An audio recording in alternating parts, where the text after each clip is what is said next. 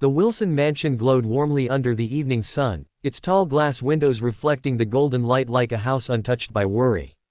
Inside, the scent of fresh lilies filled the living room as Mrs. Wilson hurriedly organized her briefcase, getting ready for yet another late meeting. Her husband, Drive Wilson, a respected pediatric surgeon, sat on the couch scrolling through patient files, exhaustion shadowing his eyes. Their 2 children, Ethan and little Lily, played in the corner, their laughter the only sound that kept the house alive.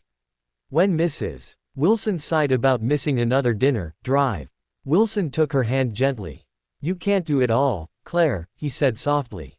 "We need help. The kids need someone when we're not here." That was how the idea of hiring a nanny came to life. Over the next week, their home became a revolving door of candidates, cheerful young women, stern older ones, a few who looked more interested in the Wilsons' wealth than the children. None of them felt right. Until Clara Bennett arrived. She stood at the door in a modest beige dress, her hair neatly tied, holding a folder with glowing references. Her smile was calm, practiced, but there was something in her eyes, a quiet sadness that caught Mrs.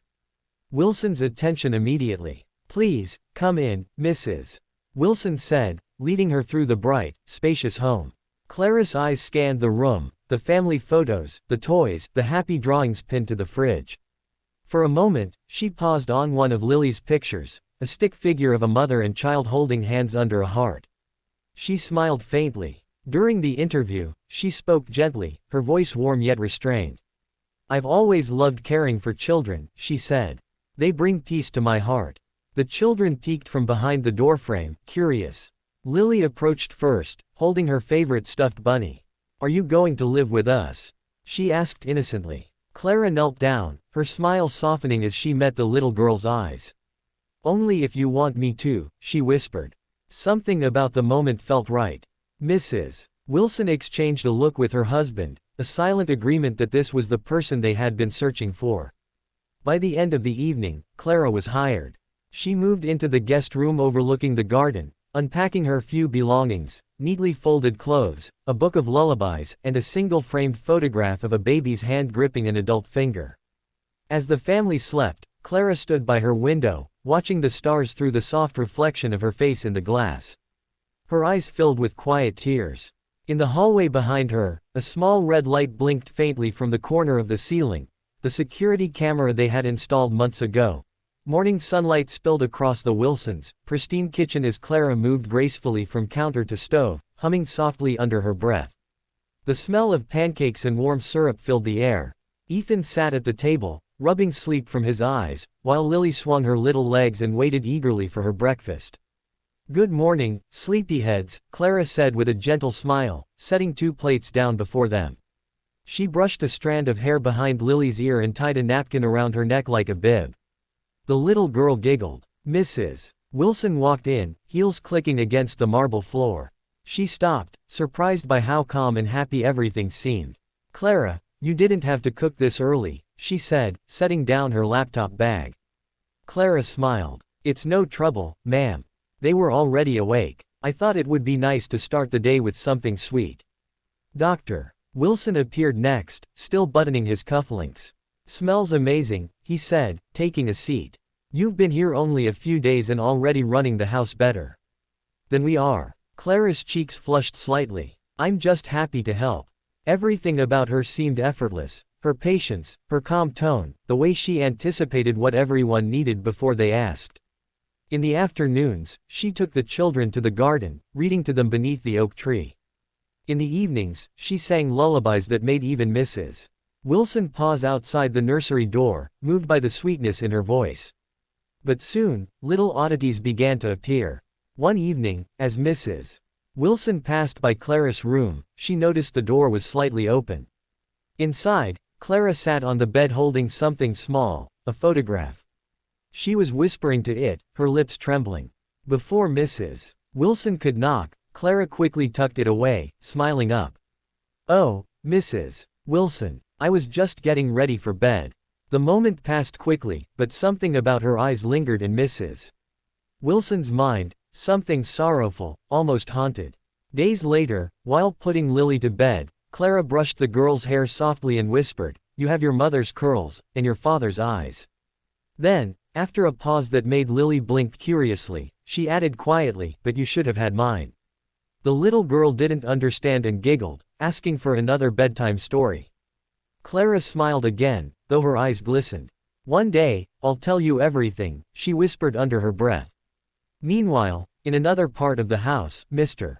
Wilson was adjusting their new home security system from his phone.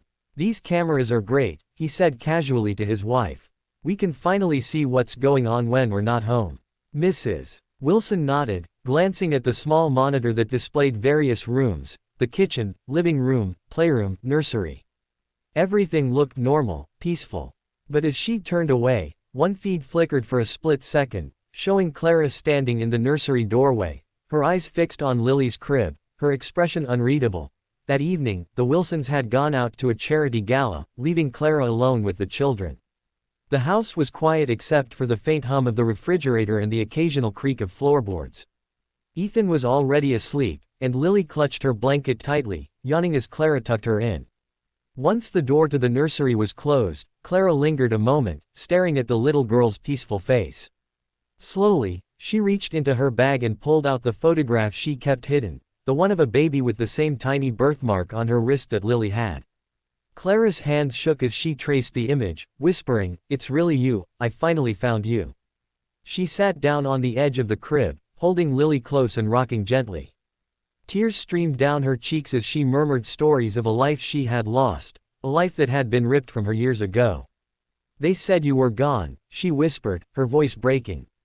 "But they lied, and I found you."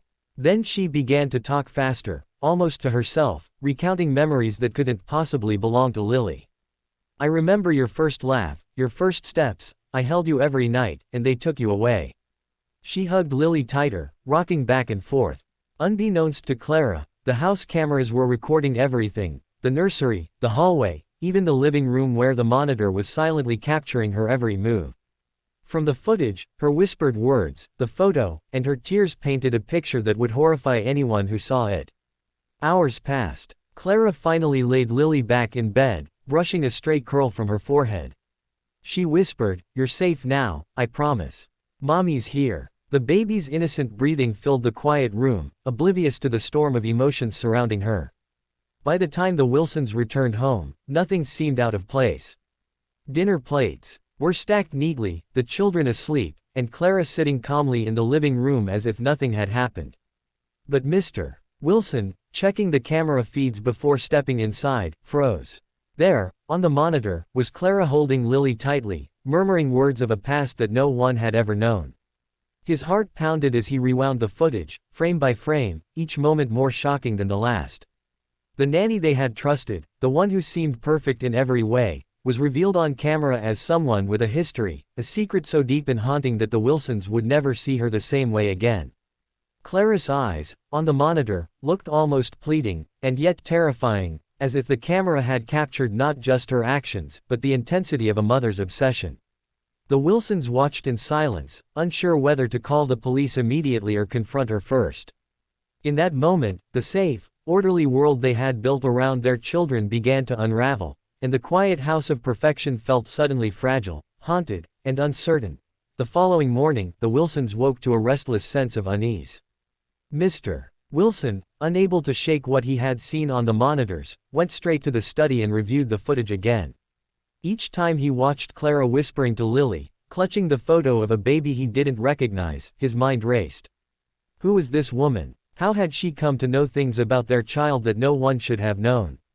Mrs. Wilson paced the kitchen nervously while Clara prepared breakfast, her movements calm and precise, as though nothing had occurred the night before. She flipped pancakes with the same serene smile, humming softly. When Mrs. Wilson tried to speak, Clara's gentle tone immediately soothed her, masking the tension she carried. "Clara, can I ask you something?" Mrs. Wilson began hesitantly. "Of course," Clara replied, glancing at her with that ever-composed expression. Mrs. Wilson hesitated, then said, "Do you have a family? I just realized I don't know much about you beyond the resume." Clara paused for a heartbeat, her eyes dropping to the floor. I had a family," she said softly, almost to herself. A long time ago. The words were cryptic, and Mrs. Wilson, unsure whether to press, let it drop. Clara's response, calm yet layered with a hidden sorrow, left her unsettled. There was a distance in her that neither explanation nor confrontation could breach. Meanwhile, Mr. Wilson couldn't stop thinking about the photo and Clara's words. He dug deeper into records, hospital files, and public archives, searching for any trace of the mysterious nanny. What he found was chilling, a missing mother case from years ago, with details that mirrored the baby in Clara's photo, a baby with the same tiny birthmark Lily bore. The report was brief, almost dismissed by authorities at the time. That evening, the tension in the house grew. Clara sat reading in the nursery, Lily asleep, while Ethan played quietly nearby. She spoke softly to herself again, clutching the photograph as if drawing strength from it. "I'll never let them take you from me," she whispered. Mrs. Wilson, passing by the monitor screen in the hallway, saw the scene unfold. Something inside her broke, the realization that Clara's attachment to Lily was deeper, far beyond what any nanny should feel. It was almost maternal, but tinged with desperation. Her intuition screamed that confronting Clara directly could trigger something unpredictable. But the footage left no room for doubt. This woman had crossed invisible boundaries, and her motives were no longer entirely benign. By the time Mr. Wilson returned home from the study, both he and his wife exchanged worried glances. Clara had made their home feel safe, organized, even comforting, but now, after seeing the evidence, that very comfort seemed like a carefully constructed mask. The cameras, silent observers hidden in every corner, held the truth. And the Wilsons realized they had to act, not just to protect their children, but to uncover the dark secret that Clara had brought into their home. As night fell, Clara sat by the nursery window, looking out at the garden with the photograph pressed to her chest, unaware that her every movement, every whispered word, had already revealed the shocking story she had tried so hard to keep hidden. The next morning, the Wilsons woke to a tense, almost suffocating quiet. Clara was in the kitchen, humming softly as she prepared breakfast, but her eyes seemed distant, almost haunted. Mr. Wilson and Mrs. Wilson exchanged glances, the weight of the previous night's revelations pressing heavily on them. Before they could speak, a sharp knock at the front door interrupted the quiet. Detective Morgan stepped inside, his expression grim. "We need to talk," he said, holding a folder. "It's about Clara Bennett." The Wilsons led him to the living room, their anxiety mounting with every step.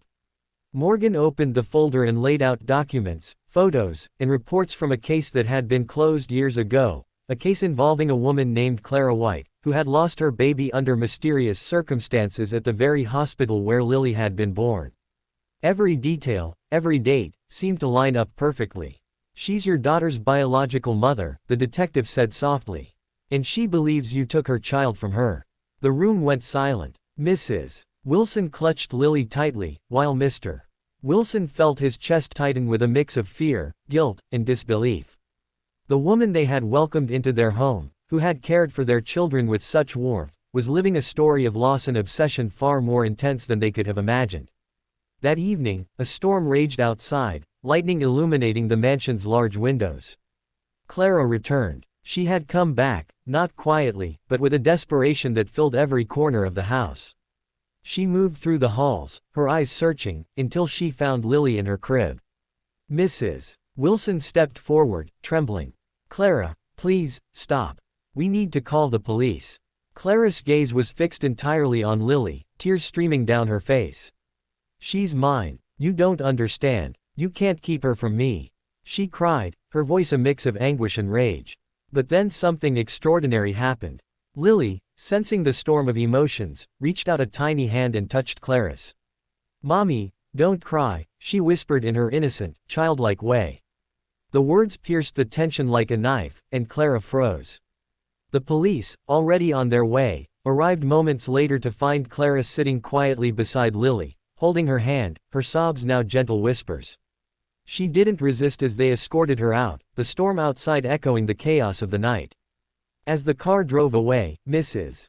Wilson held Lily close, feeling the weight of what had just transpired. The cameras, which had captured every terrifying and heartbreaking moment, were now silent witnesses to the truth.